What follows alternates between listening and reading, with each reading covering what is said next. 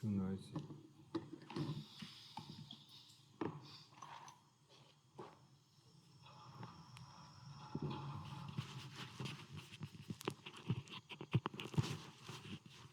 Okay. Yeah. What's going to come out of this? What? Is it first a German question, huh? Yeah. Okay. Ajahn Martin. Sie sagen, man soll bei der Meditation Schmerz einfach aushalten und wenn das nicht mehr geht, den Schmerz untersuchen. Gilt das auch für Jucken? Schmerz aushalten geht ja irgendwie, aber ein Jucken in der Nase ist für mich noch schlimmer. Allerdings tritt das nicht immer auf, manchmal gar nicht. Manchmal nach wenigen Minuten. Woran kann das liegen und kann man etwas machen, damit kein Jucken auftritt? Herzlichen Dank für Ihre Hilfe. What kind of voice is that?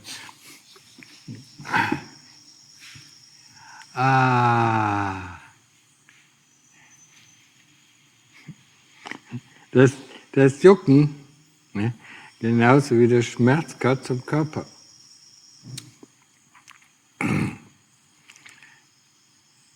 Das Problem, sei es der Schmerz oder sei es das Jucken, ist, dass wir es nicht mögen, dass wir abgelenkt werden. Wir werden abgelenkt von dem Eigentlichen, von unserem Buddha oder von dem wie heißt das auf Deutsch? Dem Atem.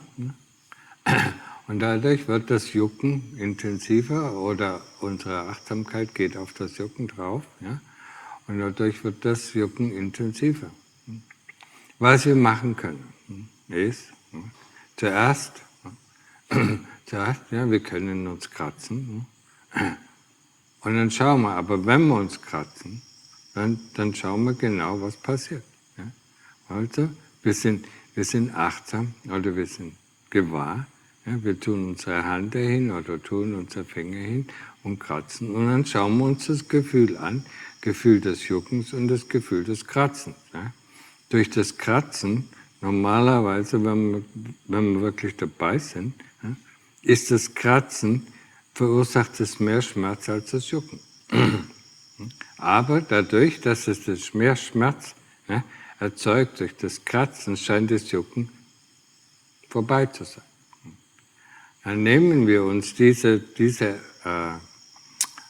Einsicht und wenn das Jucken wieder auftritt, dann nehmen wir uns diese Einsicht, dass wenn wir unsere Achtsamkeit mehr auf den Atem richten, oder den Atem interessanter machen oder das Buddha interessanter machen, dass dann das Jucken in den Hintergrund verschwindet. Es passiert, in den meisten Fällen passiert es ja nur, dass, es ist ja ständig was im Körper los. In den meisten Fällen passiert es ja nur, wenn unsere Achtsamkeit und unser Gewahrsam auf das Buddha oder auf den Atem weniger wird. Dann wird das, und dann stört uns das, dann stören uns Geräusche, dann stören uns das Körpergefühl oder jenes Körpergefühl oder der Schmerzverstärker. Ihr probiert es aus. Ne? Schaut euch das an. In dem Moment, wo da Aversion ist, wo da, was ist das auf Deutsch? Wo ihr das Gefühl nicht mögt, wird das Gefühl intensiver. Und je mehr intensiver wird, umso mehr mögt ihr das nicht. Und dann stört es eure Meditation. Tut eure Achtsamkeit auf das Buddha oder auf den Atem. Ne? Oder was ihr auch machen könnt, ist, dann fangt ihr an, den Körper zu untersuchen und dann wird wahrscheinlich sofort das Gefühl des Schmerzes oder das Gefühl des Juckens verschwinden. Also es gibt mehrere Möglichkeiten. Schaut es euch an, schaut euch genau an, was passiert. Ihr könnt euch kratzen, 1 oder 2 Mal, und dann merkt ihr, dass es im Grunde genommen, die Geleser sind da an der Arbeit, euer Interesse von dem Buddha oder von dem Atem wegzubringen. Ne? Und in den meisten Fällen sind sie da erfolgreich. Okay, so. You want to have that question in English?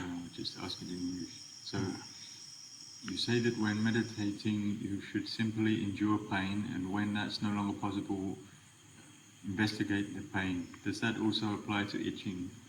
Enduring pain is okay, but an itch in my nose is even worse for me. However, it doesn't always occur. Sometimes it doesn't occur at all, sometimes after just a few minutes. What could be the cause, and is there anything you can do to prevent itching? First of all, we don't endure pain. Yeah? Yeah? We investigate pain. When there is pain, we accept it. Yeah? And that is the most difficult part. We accept there is pain, and then we investigate what is pain, yeah? As I often told. Yeah? About the itching, it is more. It can be a distraction that most of the time is put up by the kilesas. Yeah?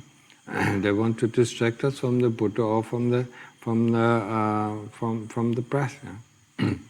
Okay, I mean, if it is painful, then just go ahead, for 1 or 2 or 3 times, yeah, and go, with awareness, put your finger there, and scratch. Yeah? And if you're really aware, you will notice that the scratching is more painful than the itching. So the scratching, the scratching removes, overshadows the pain of the itching, and then we feel, the itching has gone. So we do it 1 or 2 or 3 times, yeah? And then, if it comes again, then we use the wisdom that we gained, yeah? I mean, if something, what we do is overshadowing, yeah? Then we use that insight to use more interest, in the Buddha or in the breath. Or if that doesn't help, we can do some investigation, do some body investigation, and then we notice, the more we're interested in the Buddha or in the breath, yeah, or in our object of investigation, then the itch disappears or goes in the background. Yeah? But, the kilesas always bring it up. Yeah? I mean, there's always something going on in our body, always some feeling is, yeah? And the moment we concentrate on, it is, our dislike comes, especially if it is painful. Yeah? Yeah? And dislike, is that, what we have to overcome. Yeah? I mean, if you want really to investigate what these things are, we have to remove the dislike. We have to like the pain, or we have to like the itch. We can even investigate the itch itself, and see, yeah, and there's nothing to it. Yeah? If it happens, normally for me, if it happens, only one time, I just scratch, and then it's gone. Yeah? But if it doesn't go, it means the kilesas are at work, to distract us from our object of meditation. So use it, use any of these methods, to find out, if the kilesas are distracting, or if it is really a one-time. If it is a one-time, just scratch it, and then go back to your meditation. Yeah? If it constantly comes, then the kilesas try to distract you.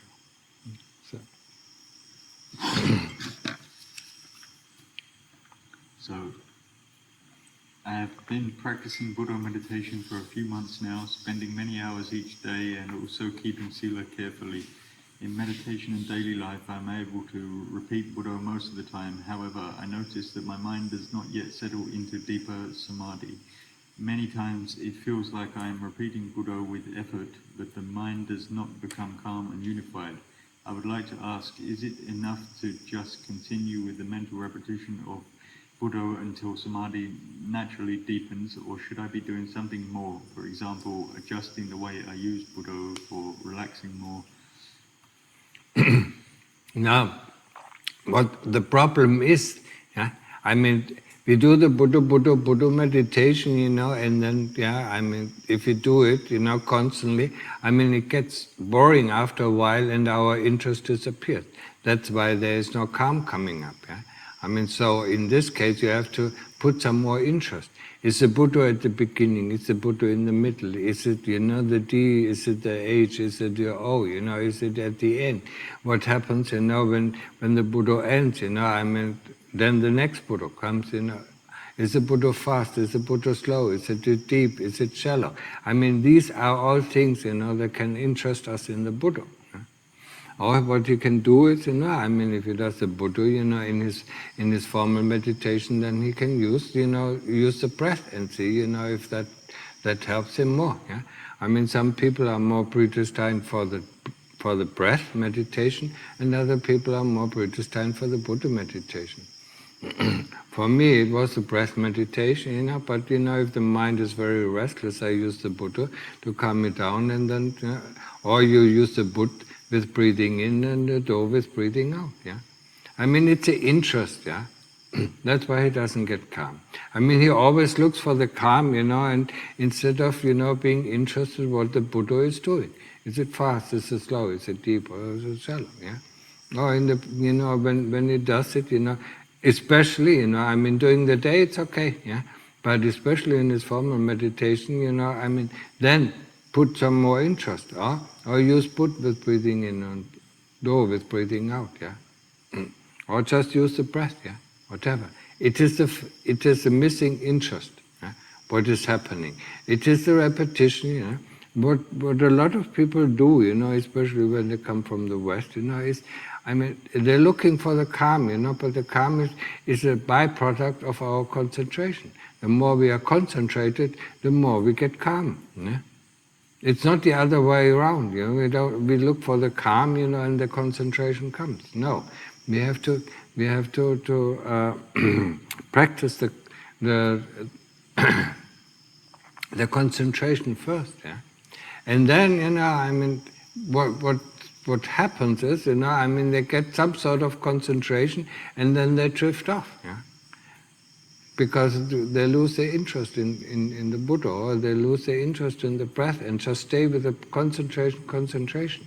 Now, I mean, I often say, I mean, we have to develop the sati, this awareness of what is happening at the moment when we observe the breath. Is the breath deep, shallow, is it in or out breath? Is the in-breath longer? Is the out-breath longer? And the same with the Buddha. Yeah? That is the interest, that keeps us more concentrated, more interested.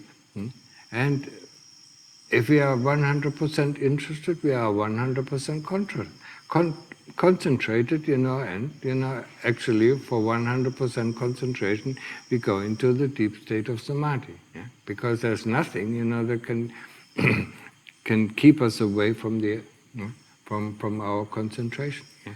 When on concentration on the Buddha or on the breath, I mean, will lead us to appana samadhi. But most of the time, I mean, people are just 30% concentrated, and 70%, yeah, they are on something else. Yeah? Background thinking, it's a lot of background thinking, yeah, and that we don't notice. Yeah? So. I seem to have hit a wall and have been stuck in my practice for some time. I get into a good meditation routine, but then feel a very strong depression that I can't seem to shift. It will cause me to retreat from the meditation and go and do something else. I'll gradually stop practicing as I feel the meditation makes the depression more apparent and amplifies it, like my mind is rebelling. I look for distractions to forget about the depression as it becomes too much. How can I get past this? Investigate what is coming before the depression, Depression is a feeling, yeah? But depression is not one of the khandhas, yeah? A feeling, together with memories and together with, with thoughts, yeah? I mean, it builds up like an avalanche, I mean, with each thought or with each feeling, I mean, it amplifies it. Yeah? So stop it at the beginning, or find, to stop it at the beginning. There must be some point, where it starts. Yeah? So look at that, yeah? And then you can cure it. Yeah? I mean, so Lungtam Mahabodhi was just talking about it. Look for hate, look for the cause, for these things. Yeah? And that's what I say, you know, I retract or recoil, you know, I mean, what came before this, what came before that, you know, when he sees the depression, yeah, what came before the depression, yeah? Okay, this thought. What came before that? This memory. What came before that? That feeling. What came before that? You know, what came before? Yeah? Until he finds, you know, the stone that causes the avalanche, yeah?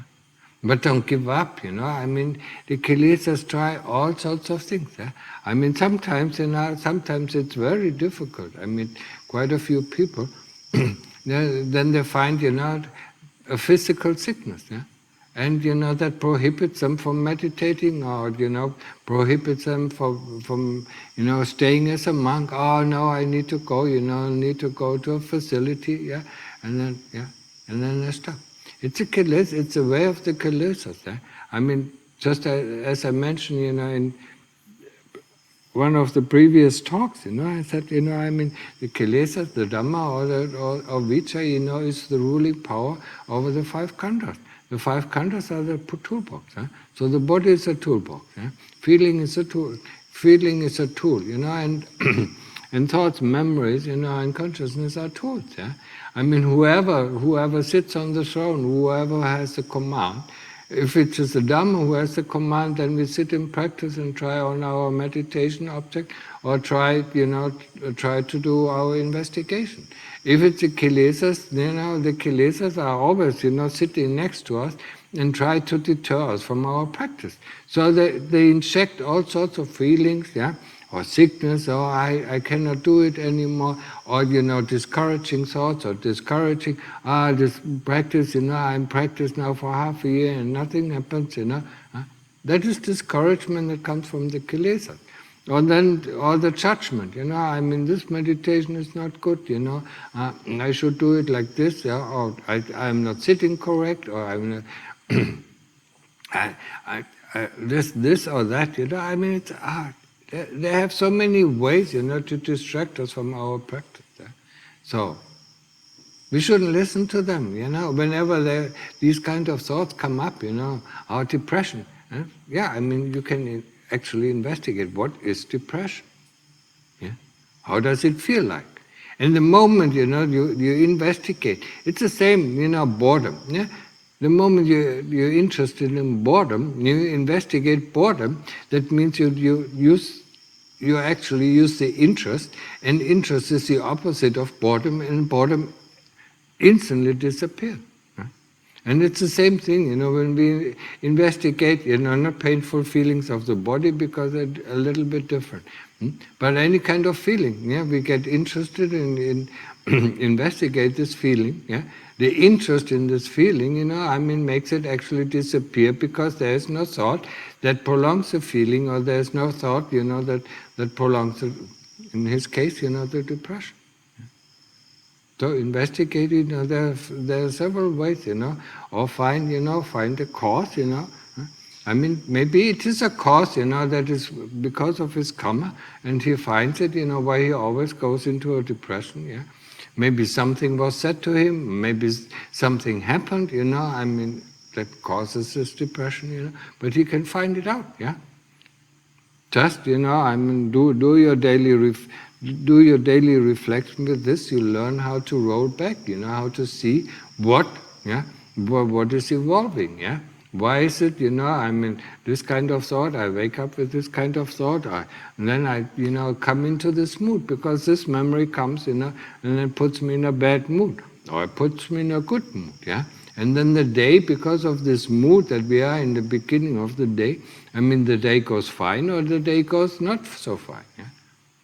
I mean, we have to investigate, you know, the things, how they evolve, you know, how they get instigated, you know, most of the time, you know, through the kilesa. So,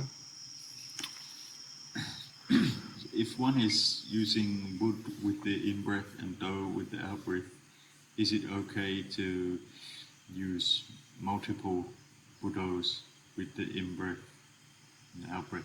Buddha, Buddha, Buddha, Buddha, Buddha, Buddha. yeah, I mean, but it is difficult, yeah. I mean, then how many Buddhas, you know, then he has to count.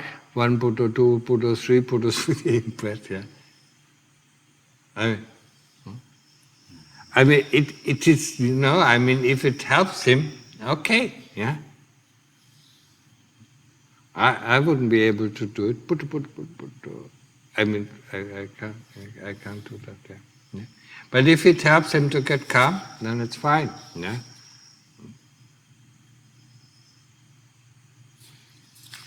So.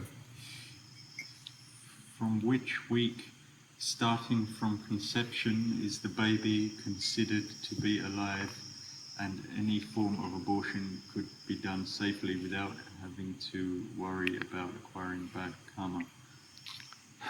That is very difficult to say. Yeah. I mean, that depends on when the chitta reserves the seed in this body. Yeah. I mean, it can be it hardly be at conception, but it can be even at conception. Yeah. I mean, we remember the story of this the woman who asked Lumpuman, who felt that it's drawn into the fetus of her niece. Yeah. But it can happen also very, very, very late. Yeah. I wouldn't even, I mean, I wouldn't suggest abortion at all. Yeah. I mean, it's a safe place. But when it is safe, I mean, that depends on when the chitta actually rests within the body, yeah, then it is certainly bad karma. Yeah. If the chitta is not within the fetus, I mean, then I wouldn't consider it bad karma. We just take away his chance, to become, so he looks for another fetus, yeah. But when the chitta is already in the fetus, then of course, I mean, then it is sort of killing. Yeah. But it's very difficult to say when. Yeah. I mean, advanced chitta, I mean, he reserves the chitta, and after 8 months it comes back and said, okay, that's my place, yeah, and then goes into until it is born. Yeah. That can happen as well. Yeah. Good. Last question? That's it. That's it? Okay. You have any questions? Olivia? No questions? No question at the moment, thank you. What? No question at the moment. No. Okay. Okay, so.